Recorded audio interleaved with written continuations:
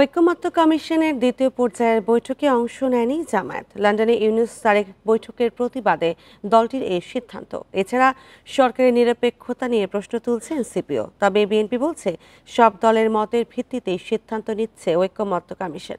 মঙ্গলবার বৈঠক শেষে কমিশনের সহসভাপতি আলী রিয়াজ বলেন, সংবিধান নিয়ে গুরুত্বপূর্ণ কয়েকটি ইস্যুতেও ঐকমত্য প্রয়োজন। সংস্কার নিয়ে রাজনৈতিক দলগুলোর সঙ্গে দ্বিতীয় দফা বৈঠক করছে ঐকমত্য কমিশন। মঙ্গলবার যোগ দেন বিএনপি, এনসিপি সহ বিভিন্ন রাজনৈতিক দলের নেতারা। তবে লন্ডনে ইউনূস তারেক বৈঠকের প্রতিবাদে অংশ নেয়নি জামাত ইসলামী। পরে সাংবাদিকদের মুখোমুখি হন রাজনীতিবিদরা। প্রধান উপদেষ্টা ও ঐকমত্য কমিশনের কর্মকাণ্ড বিএনপির দিকে ঝুঁকে যাওয়ার অভিযোগ তুলে সরকারের নিরপেক্ষতা নিয়ে প্রশ্ন তুলে এনসিপি। কমিশন চলাকালীন অবস্থায় যখন দেশের বাহিরে বসে শুধুমাত্র একটি দল কিংবা এক দলের এক ব্যক্তির সাথে আলোচনা করে পুনর্বিবেচনা করার চেষ্টা করা হয় যে কবে নির্বাচন হবে কি হবে না, কিংবা সংস্কার কতটুকু হবে কি হবে না, তখন এই বিষয়টি সরকারের জায়গা থেকে তাদের নিরপেক্ষতা নিয়ে প্রশ্ন তোলা হয়। দলের পক্ষে বিএনপির অবস্থান তুলে ধরেন স্থায়ী কমিটির সদস্য সালাহউদ্দিন আহমেদ। আমাদের প্রস্তাবের বাইরে বহু প্রস্তাবে আমরা একমত হয়ে গিয়েছি আলোচনা, সেটা ঐকমত্য কমিশনের সাথে আলোচনা করলেই দেখবেন। এবং নীতিগতভাবে একমত হয়েছি, আংশিকভাবে অনেকগুলো একমত হয়েছি, জুডিশিয়ারির ক্ষেত্রে, অ্যাডমিনিস্ট্রেশনের ক্ষেত্রে, দুদকের ক্ষেত্রে এবং আরও অন্যান্য ক্ষেত্রে যেমন নির্বাচনী ব্যবস্থার ক্ষেত্রে বহু জায়গায় আমরা একমত হয়েছি। তবে প্রধান উপদেষ্টার প্রেস সচিবের দাবি, সর্বোচ্চ নিরপেক্ষ হয়ে কাজ করছে সরকার। আমরা সর্বোচ্চ নিউট্রালিটি মেনটেন করছি, আমরা সবার কথা শুনছি। জুলাই গণঅভ্যুত্থানে যারা জয়েন করেছে আমরা সবার সাথে সমান, সবার সাথে আমরা সবাইকে আমরা মনে করি তারা সবাই আমাদের অংশীজন। বৈঠক শেষে সংলাপের অগ্রগতি তুলে ধরেন কমিশনের সহসভাপতি অধ্যাপক আলী রিয়াজ। জানান, প্রধান বিচারপতি নিয়োগের প্রক্রিয়া, সংসদের উচ্চকক্ষ সহ অন্যান্য বিষয়েও শীঘ্রই অগ্রগতি হবে। ৭০ অনুচ্ছেদের বিদ্যমান বিধান পরিবর্তন করে অর্থ বিল এবং আস্থা ভোটের ক্ষেত্রে রাজনৈতিক দলগুলোর মনোনীত সংসদ সদস্যদের দলের পক্ষে ভোট দেওয়ার বাধ্যবাধকতা থাকবে, এর বাইরে আর কোনো বিষয়ে থাকবে না। সংবিধান পরিবর্তনে আরও কিছু বিষয় ঐকমত্য প্রয়োজন বলে মনে করেন তিনি। ইকরামুল কবির, ইন্ডিপেন্ডেন্ট নিউজ, ঢাকা। শপথ না হলে ঢাকা দক্ষিণ সিটি কর্পোরেশনের মেয়রের দায়িত্ব নেবেন না বলে জানিয়েছেন ইশরাক হোসেন। তিনি শপথ গ্রহণের দাবিতে নগর ভবনে অবস্থান কর্মসূচিতে একথা জানান। বলেন, সংকটের দ্রুত সমাধান না হলে আন্দোলন ছড়িয়ে পড়বে নগর ভবন থেকে রাজপথে। নির্বাচিত মেয়র হিসেবে শপথ গ্রহণের দাবি ও স্থানীয় সরকার উপদেষ্টা আসিফ মাহমুদের পদত্যাগের দাবিতে ফের নগর ভবনের ভেতরে জড়ো হয়ে অবস্থান কর্মসূচি করে ইশরাক সমর্থকরা। উপদেষ্টা আসিফ তার কলকাঠিতেই এই শপথ বাধা হচ্ছে। আমরা আমাদের দাবি না আদায় হওয়া পর্যন্ত আমরা মেয়র ভবনের সামনে অবস্থান কর্মসূচি প্রতিদিনই পালন করব। মেয়াদ শেষ হলো কি হলো না, সে নির্বাচন কমিশনের ব্যাপার, নির্বাচন কমিশনের বিষয়, তো তাদের ব্যাপার না, তার শপথ পাঠ করবে, এটাই বাস্তবতা। এ সময় মিছিল ও স্লোগানে সরব হয়ে ওঠে পুরো নগর ভবন এলাকা। অবস্থান কর্মসূচিতে যোগ দিয়ে বিএনপি নেতা ইঞ্জিনিয়ার ইশরাক বলেন, নগরের সেবা অব্যাহত রাখতে নির্দেশনা দেওয়া হয়েছে, তবে শপথ ছাড়া আনুষ্ঠানিক দায়িত্ব নেবেন না তিনি। অফিসিয়ালি মেয়র হিসেবে দায়িত্ব নেওয়ার জন্য স্থানীয় সরকার যে আইন রয়েছে 2009 সালে গৃহীত এবং 2010 সালে তার বিধিমালা গৃহীত হয়, সেই অনুযায়ী অবশ্যই শপথ গ্রহণ অনুষ্ঠানটি আয়োজন করতে হবে। বিশ্বাস করেন, যদি ওটা না থাকতো আমি এতদিন আমি মেয়রের পদামি নিয়ে আমি বসে থাকতাম। দ্রুত বিষয়টির নিষ্পত্তি না হলে এই আন্দোলন রাজপথে গড়াবে বলেও হুঁশিয়ারি দেন ইশরাক। তাহলে কিন্তু এই আন্দোলন আবারও নগর ভবনের গণ্ডি পার হয়ে রাজপথে অবস্থান করবে। আপনাদেরকে আমি আবারও বিনীতভাবে অনুরোধ জানাচ্ছি, যত দ্রুত সম্ভব আপনারা এটার সুরাহা করুন। কেন আপনারা কাল বিলম্ব করছেন? কিসের জন্য আপনারা এখানে কাল ক্ষেপণ করছেন? কার প্ররোচনায় এই বর্তমান অন্তর্বর্তীকালীন সরকার এখন পর্যন্ত কোনো কার্যকরী পদক্ষেপ নিচ্ছে না? রাজনৈতিক স্বার্থ হাসিলের জন্যই সরকার শপথে বাধা সৃষ্টি করছে বলেও মন্তব্য করেন ইশরাক হোসেন। অন্যায়ভাবে লাভবান হওয়ার জন্য তার পছন্দের একজন ব্যক্তিকে প্রশাসক নিয়োগ করে আর্থিক ও রাজনৈতিকভাবে ফায়দা লোটার চেষ্টা করছেন। Rifat Alam, independent news, Dhaka. নৈতিক স্খলনের অভিযোগে যুগ্ম আহ্বায়ক সারার তুষারকে কারণ দর্শনের নোটিশ দিয়েছে এনসিপি। সামাজিক যোগাযোগ মাধ্যমে ওঠা অভিযোগের বিষয়ে আগামী 5 দিনের মধ্যে ব্যাখ্যা দিতে বলা হয়েছে।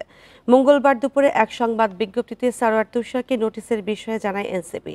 এতে বলা হয়, বিষয়টি নিষ্পত্তির আগ পর্যন্ত সব সাংগঠনিক কার্যক্রম থেকে বিরত থাকতে হবে তুষারকে। গত সোমবার সারার তুষারের সঙ্গে দলটির কেন্দ্রীয় এক নেত্রীর কথোপকথনের অডিও সামাজিক যোগাযোগ মাধ্যমে ছড়িয়ে পড়ে।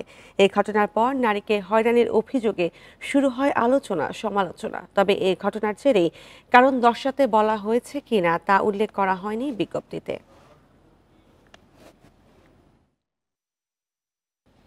24 ঘন্টায় করোনায় আরও 2 জনের মৃত্যু হয়েছে। নতুন করে আক্রান্ত হয়েছেন 18 জন।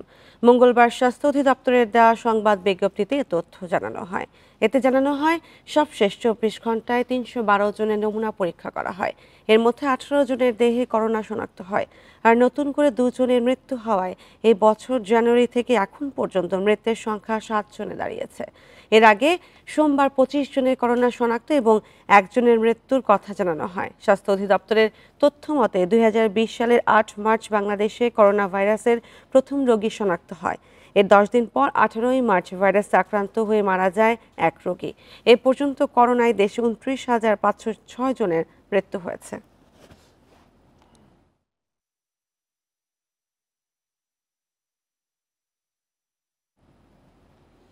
দেশজুড়ে করোনা সংক্রমণ বাড়তে শুরু করলেও বিভিন্ন স্থানে করোনা পরীক্ষার কিটের সংকট রয়েছে।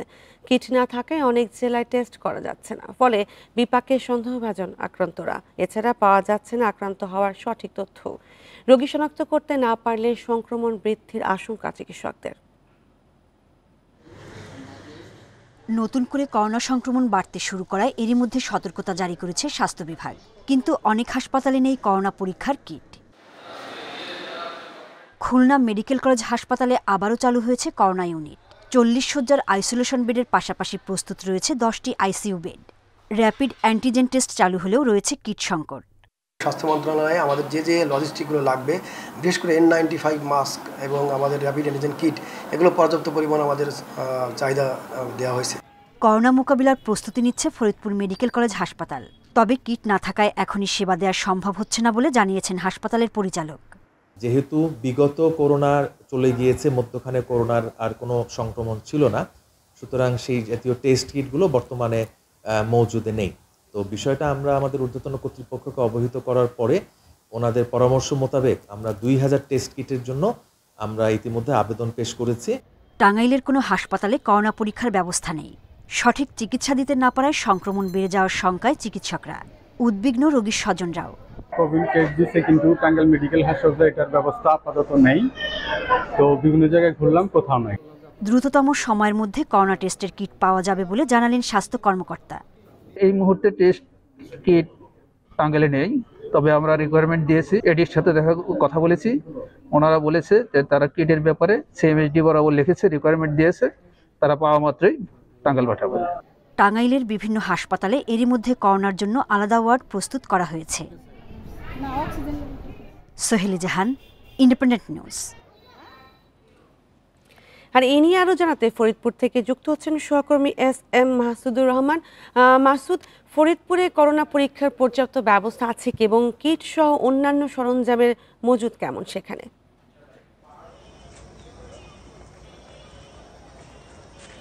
বিগত বেশ কিছু বছর পরে আবারও করোনার সংক্রমণের যে আভাস সেটা জানা যাচ্ছে, যে কারণে স্বাস্থ্য বিভাগের পক্ষ থেকে ইতিমধ্যে জেলা স্বাস্থ্য বিভাগের বিভিন্ন হসপিটাল এবং উপজেলা স্বাস্থ্য কমপ্লেক্সকে নির্দেশ দেওয়া হয়েছে আবার করোনা পরিস্থিতি শুরু হওয়ার আগেই সেগুলো মোকাবেলার জন্য যে পরীক্ষা নিরীক্ষা সেই ব্যাপারে ব্যবস্থা নেওয়ার জন্য। আমরা উপজেলা স্বাস্থ্য কমপ্লেক্সগুলোর চিত্র যেটা জানতে পেরেছি, Faridpur civil surgeon doctor Mahmudul Hasan আমাদেরকে জানিয়েছেন, স্বাস্থ্য বিভাগে এই নির্দেশ পাওয়ার পর থেকে জানা গেছে যে তিনি জানিয়েছেন যে প্রতিটি উপজেলা স্বাস্থ্য কমপ্লেক্সে এই পরীক্ষার জন্য যে ব্যবস্থা গ্রহণ করা সেটা নিতে বলেছেন এবং 3 থেকে 5 শয্যা বিশিষ্ট আইসোলেশন ওয়ার্ড প্রস্তুত রাখতে বলেছেন। পাশাপাশি ফরিদপুর মেডিকেল কলেজ হাসপাতালে বিগত বছর যে করোনার আইসোলেশন ওয়ার্ডটি ছিল সেটি পরিষ্কার পরিচ্ছন্ন করে প্রস্তুত রাখা হয়েছে, কিন্তু এখনো পর্যন্ত কোনো হসপিটালে কিট না আসার কারণে রোগী শনাক্ত করা সহ এই যে রোগীদের সেবা নিশ্চিত করা সম্ভব হচ্ছে না।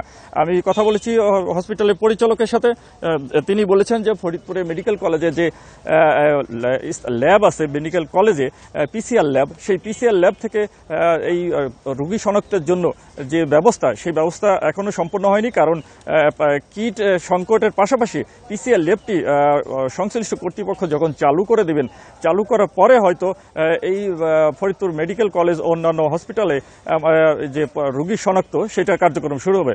আমি ফরিদপুর মেডিকেল কলেজের যে অধ্যক্ষ ডাক্তার দিলরুবা জিয়া, তার সাথে কথা বলেছি। তিনি বলেছেন আমরা 200 কিটের একটা চাহিদা পেয়েছি, কিন্তু পিসিআর ল্যাবটি হয়তো আগামী রবিবার নাগাদ সম্পূর্ণ হলে আমরা এই রোগী শনাক্তের কার্যক্রম শুরু হবে। পাশাপাশি আইসোলেশন ওয়ার্ড এবং অন্যান্য যে ব্যবস্থা সেটা গ্রহণ করেছে স্বাস্থ্য বিভাগ। আর পাশাপাশি আমি জেলা প্রশাসন অন্যান্য বলছে যে পরিস্থিতি বুঝে স্বাস্থ্যবিধি মানার ব্যাপারেও তারা আগামীতে কার্যকর ব্যবস্থা গ্রহণ করবে পরিস্থিতি বুঝে। এই ছিল ফরিদপুরের করোনা মোকাবেলার জন্য পূর্ব পরিস্থিতির সর্বশেষ অবস্থা। বিভিন্ন স্থানে করোনা পরীক্ষা কিটের সংকট রয়েছে এবং সেই বিষয়ে জানাচ্ছিলেন সহকর্মী এস.এম. মাসুদুর রহমান। টানা বৃষ্টিতে আবারও খানাখন্দে নাজুক হয়ে পড়েছে নবীনগর চন্দ্রা মহাসড়ক। বাইপাইল, নবীনগর, মোজারমিল ও জিরানি গুরুত্বপূর্ণ 4টি পয়েন্টে সৃষ্টি হয়েছে ছোট বড় অসংখ্য গর্ত।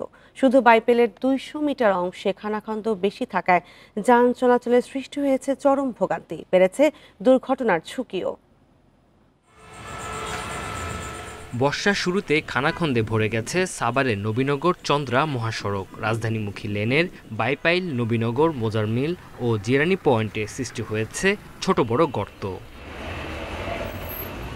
সবচেয়ে নাজুক অবস্থা বাইপাইল পয়েন্টের 200 মিটার অংশে ছোট বড় গর্তের কারণে নিয়মিত যানজট লেগে আছে। শুধু যান চলাচলেই নয়, ক্ষতিগ্রস্ত হচ্ছে যানবাহনও, বাড়ছে দুর্ঘটনার ঝুঁকি।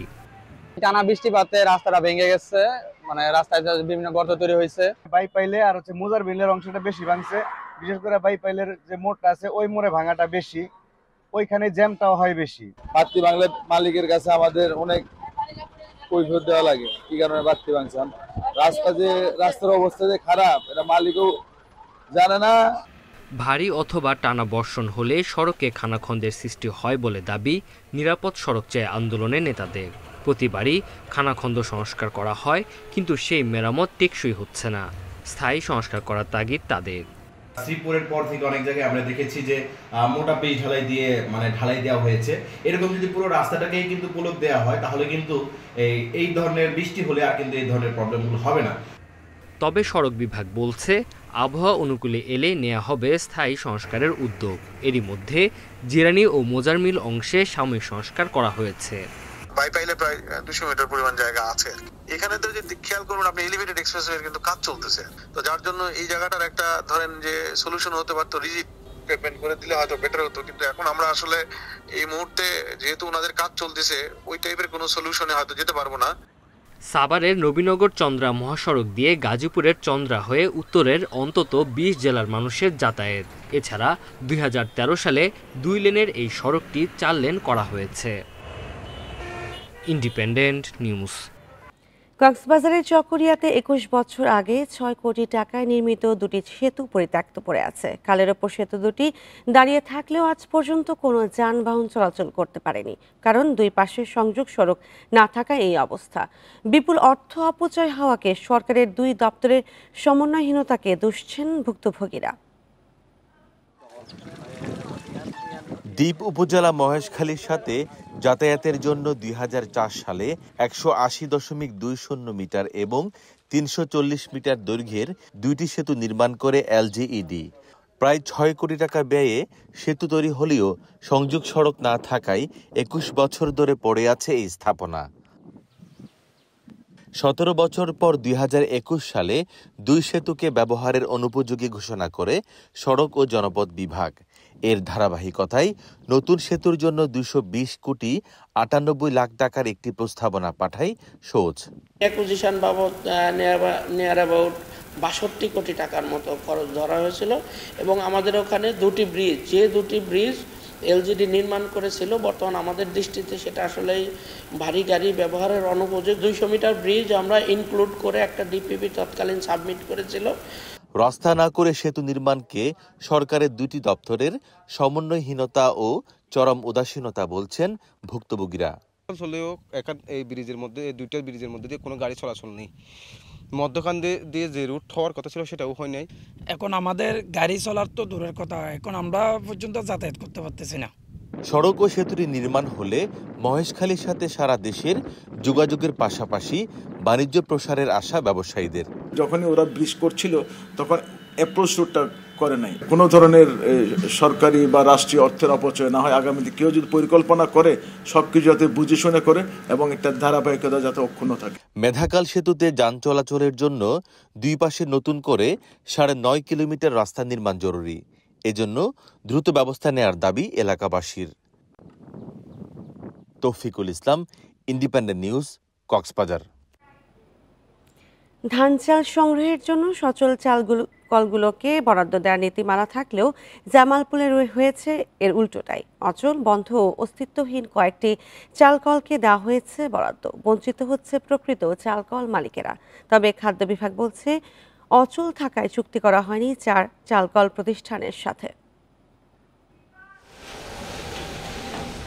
Messrs Sumaiya rice mill Jamalpur সদরের কালাবহ এলাকার এই মিলটি চলতি বোরো মৌসুমে ধান চাল সংগ্রহের জন্য বরাদ্দ পায় 40 মেট্রিক টন। তবে চালকলটিতে এখন প্লাস্টিক কারখানা। এর পাশেই কোটামনি এলাকার Messrs Zakaria rice mill. 12 metric ton বরাদ্দ পাওয়া এই চালকলটির কোনো অস্তিত্বই পাওয়া যায়নি। শুধু এই দুটি মিল নয়, সরজমিনে গিয়ে পাওয়া গিয়েছে আরও 2টি চুক্তি অযোগ্য মিলের সন্ধান। অভ্যন্তরীণ খাদ্যশস্য নীতিমালা 2017-তে কেবলমাত্র সক্রিয় ও চালু মিলগুলোই বরাদ্দের জন্য বিবেচিত হবে বলে উল্লেখ থাকলেও শুধু স্থাপনা দেখে দেয়া হচ্ছে বরাদ্দ। আমার তো মিল আছে, স্থাপনা আছে, হয় আমি 20 টন বাইরে কিনে দিলাম। ব্যবসায় একটু লস হয়েছিল, এর কারণে আর চালু করে নাই। বরাদ্দ পাওয়া 114টি চালকলের মধ্যে বন্ধ চালকল থাকায় বঞ্চিত হচ্ছে প্রকৃত ব্যবসায়ীরা।